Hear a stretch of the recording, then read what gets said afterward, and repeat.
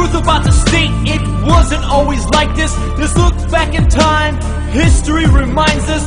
One army, one land, one central authority, crushing the Romans, Persians put in fear. The Ummah like a lion, no need to shed a tear. When the village was attacked by the kuffar, the Khalif heard the sisters cry, prepared for war.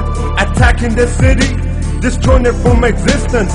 Lesson number one, don't ever mess with Muslims. The Imam of the Ummah is a shield, where he protects the Ummah, and where the Ummah fights behind him. Where is the shield today to protect the Ummah? What happened to the shield to honor and dignify the Ummah? In 1917, Prime Minister of Britain, after entering Jerusalem, stated, "The Crusade War has ended." In the same year, the French General Goro went to the grave of Salahuddin Ayyubi. Salahuddin Ayyubi, the one who 730 years prior crushed the Crusade and liberated Palestine and Syria. He went to his grave in Damascus and kicked it and said, "Wake up, O Salahuddin, we are here." How do they do this to you and me? We turn on the TV and all we see is a world full of casualties, a generation agony. Our Ummah is a misery. Let's go back to the beginning of the century and review our history. From one side to the other side of the globe, the system of Islam ruled over the world. They went to the Muslims for all their solutions, from mathematics to biology, the advancement and technology. The Kafir women used to imitate our women.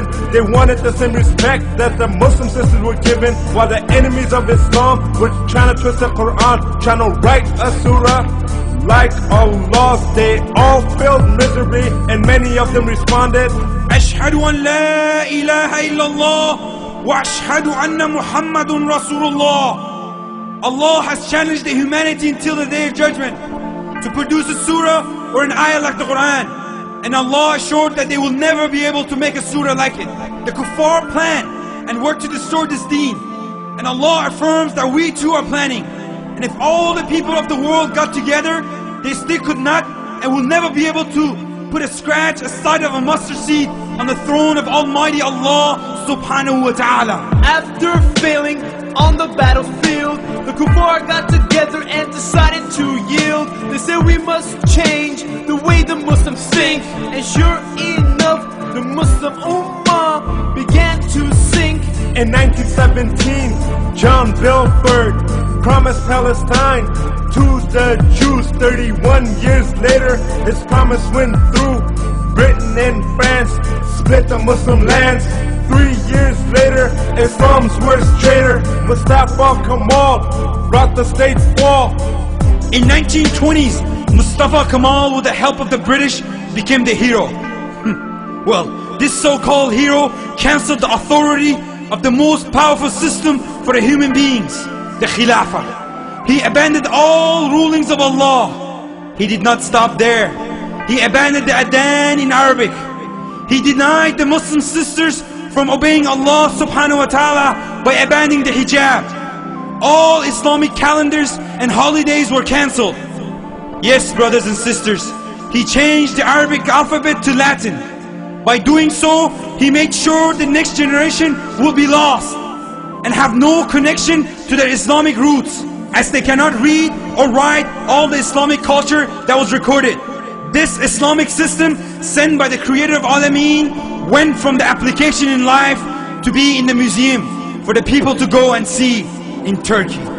In 1924, our state was demolished.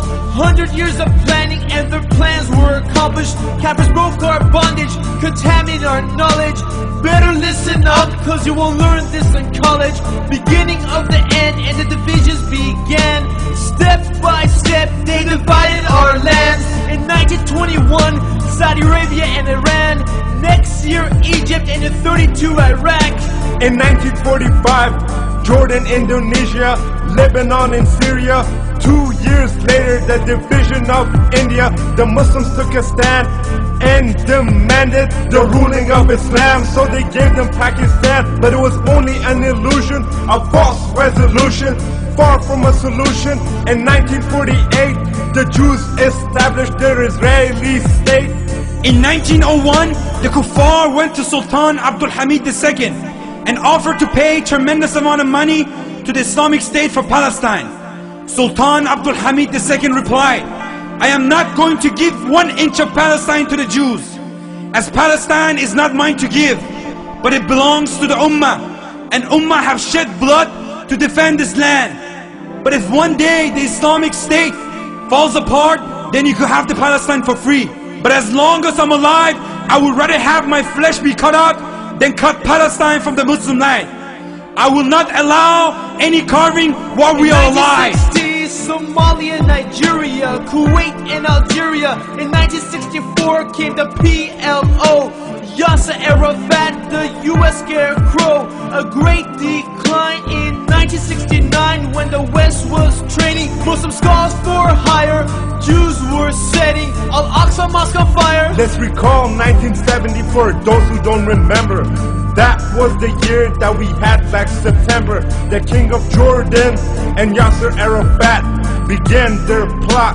Shot after shot, Muslim blood spilled as innocent Muslims were killed. Communism attacked, but Muslims fought back. The sincere Mujahideen of Afghanistan fought and pushed back the Russians, and then they started to fight among themselves. Khomeini became in power with the promise of ruling and raising the Ummah to the level of dignity, but his promise never went through. Soon after, Iran and Iraq went to war, and millions of innocent Muslims died. For 10 years, Muslims killed Muslims. Over what? What else? The agenda of the West. At the end, there were no resolutions. Today, Iran is very much open to democracy and reformation, and the Muslims in Iraq continue to suffer. Subhanallah, where is the Amir of the Ummah? Another decade gone, but we still don't have Islam. Take a look at the Gulf and the killings of Saddam. Over 1 million Muslims died, but no one answered their cries. In the 1990s, the Muslim genocides, Bosnia, Kosovo, Chechnya, Dagestan. Bring back Islam, bring back Islam, bring back Islam, bring back Islam. It's the year 2000 and nothing has changed. Past generations age, let's write the next page. It's time for us to change. It's up to you and me. Either we make history or we become history.